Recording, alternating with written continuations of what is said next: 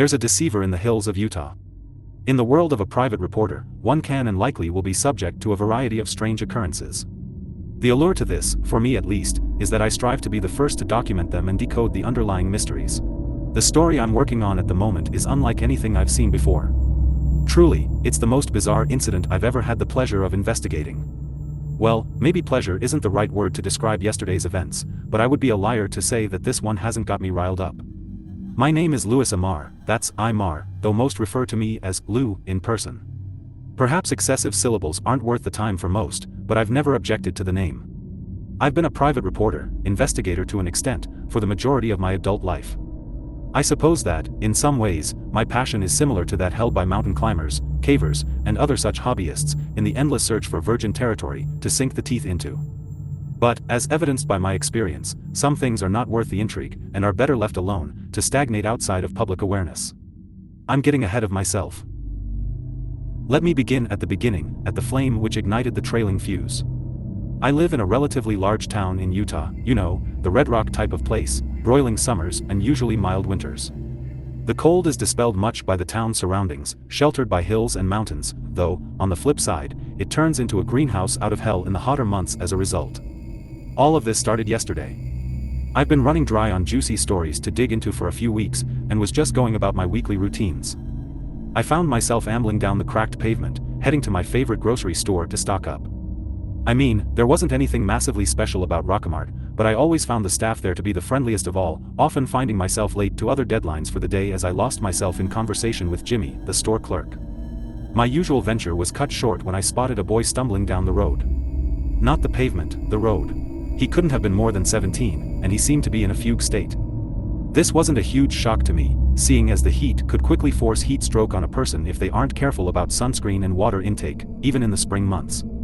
I slowed my pace, scuffing my trainers on the asphalt, and whipped out my phone to take a recording of this, just in case anything concerning happened. It took a considerable amount of time for the teen to wobble his way close enough to discern anything else, but when he did, my worries started to blossom upon seeing the details. The first thing I noticed was his eyes. He didn't seem to have any control over them whatsoever, instead lazily rolling around in his sockets, like poorly fitting glass eyes. Full-on googly eyes.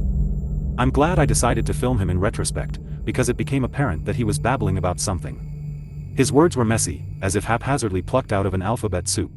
The only words I caught at the time were, we take, it takes, can't, stop knowing, and give it back. Of course, all this meant nothing to me at first. Simply the sun-beaten ramblings of someone who needed assistance. I moved toward him with the intention of helping, which seemed to draw his attention. He almost tripped over as he turned toward me, before messily walk-jogging his way over. In an instant, he had his dry, almost scaly hands wrapped around my shoulders, uttering further nonsense in an apparent attempt to tell me something of utmost importance. I kept recording, though the footage consisted only of the boy's dusty tank top and frayed jean shorts. Other than his previous phrases, I wasn't able to catch on to much else, other than his frequent repetition of variations of, stop thinking. I tried to pry myself from his grip, but his hands were white-knuckled in determination to tell me something, an effort which in the end amounted to nothing. I started to panic, fearing he might accidentally hurt me in his stupor. Images of my skull cracked open on the curb flashed across my mind, when a strange movement within his eyes caught my attention. It looked like his eyes were reflecting some dazzling light source, dancing around on their glassy surfaces. I only saw this for a moment before the kid's eyelids drooped, and he loosened his grip. He proceeded to stumble his way down the road a while longer, before catching his foot on the curb and meeting the fate I had previously imagined awaiting me. I heard a sickening crack as his forehead struck the dry pavement and the shape of his head notably shifted on the inside. Of course I was stunned at what I had just witnessed, but I was present enough to notice that despite such a fatal head injury, blood leaked from his head as infrequent droplets, leading to bright crimson splashes against the contrast of the drab asphalt. Normally, such an accident would leave a miniature, sanguine pond in its wake, but not this time. The weight of the situation hit me and I resisted curiosity, to reel myself back from dissociated awe. My camera app was still recording, so I ended the video and pulled up the keypad, dialing 911 and requesting immediate medical assistance. During the 5 or 10 minutes before the ambulance arrived, I made my way over to the boy and rolled him onto his side. With his hair hanging back, I could see the injury in full, and it was not as bad as I had suspected. Still, no signs of life were left in the eyes of this poor kid, and his chest remained still. What lay before me was no longer a person, no thoughts or hopes bounding around in that dead skull. The paramedics were quick to swipe him up and ship him away, but the futility was evident in their expressions, eyes hanging low. After they drove away at the solemn speed of a hearse, I was left standing alone, with no evidence for what just happened other than a few stray red drops on the road and, of course, my footage. I went about my grocery shopping without any attempts at socializing, and hurried home so as to review the footage, though most importantly to back it up. A mobile phone can be a fleeting thing in comparison to the online storage service I'd been subscribed to for some years now. So, I got home, unpacked, then set my focus on rewatching the video, over and over, in hopes I could unearth something I hadn't at first noticed. Honestly, the guy was so out of it, I wasn't able to decrypt very much other than a few things. First, I noticed a detail that had been glossed over before. Around the upper portion of the kid's head, there was a very faint mark, circling the perimeter of his skull. It was no surprise I hadn't noticed it, seeing as how faint it was, but it looked something like pink scar tissue. There was no point in going any further with this, with no background on this guy, but it went into my notepad nonetheless. Second and lastly, I was indeed able to make out some more of his words, but the rest remained a nonsensical tumble-dryer of letters and sounds. Most of what I could discern is irrelevant to my writing here, but at 2 points in the video I distinctly made out the words, north, north, west, no west, western. In the up, hills, at the, between these peaks, the red and the dust and the red and the rust. This may seem useless to even consider building upon, but as a journalist those words made a big difference in this new project. Well, not at first, at the end of the day it was just a tragic event, a life removed too soon, but my loose transcript proved its true worth after meeting with one of my good friends, Davis, who just so happened to be in the local police division. I'd contacted him about what had happened, and to my surprise he replied with an invitation, rather than the fleeting interest I'd expected. Apparently, an autopsy was required as the boy's death couldn't be sufficiently explained by his head injury, which was found to be minor.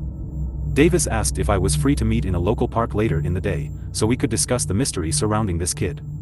Something about a staggering post-mortem discovery. So, as planned, I met with Davis on the Jerusalem Green. I found him smoking on a park bench overlooking the park, but he didn't seem overjoyed upon seeing me.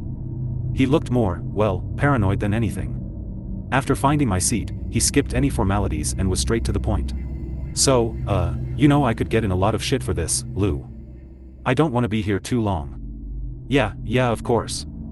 I really appreciate your help here, man. Okay, I'm gonna make this quick. This the kind of case that gets the attention of the higher-ups, so I'll tell you this once, and once only. Kid's name was Aidan O'Leary.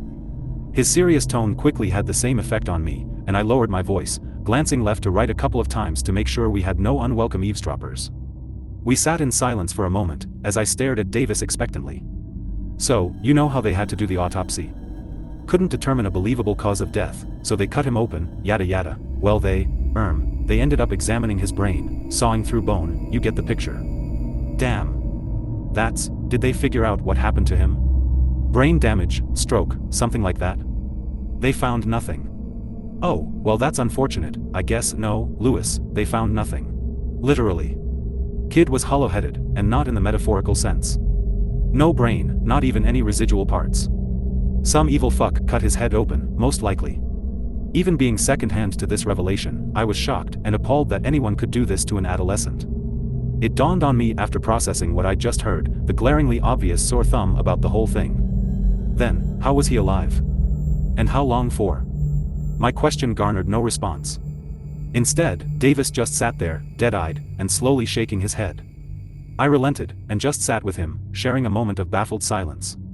I can't tell ya anything else, man. I'm already risking my job, so if you don't mind, I'll be off now. Nice seeing ya. And with that, he was gone, back on his daily schedule. The walk back was slow, energy redirected into my thoughts as I ran through the endless possibilities of explanations which might change the pure impossibility of the incident. Even after getting back and sitting at my desk, my fingers lay idly on the work surface as my mind raced in a desperate effort to understand. I haven't come to any adequate conclusion yet, so I've decided I'm going to look into the kid's identity. See if I can't find his socials, figure out what he's been doing, where he was last seen, you get the idea. I'll be contacting my partner in crime, Annie, also a journalist. Hopefully she'll help in having a different perspective, something like that. Hopefully she's not busy, but honestly, I have a feeling she'll shelf whatever she's working on in favor of looking into this, so if it works out we'll be spending the rest of today doing research.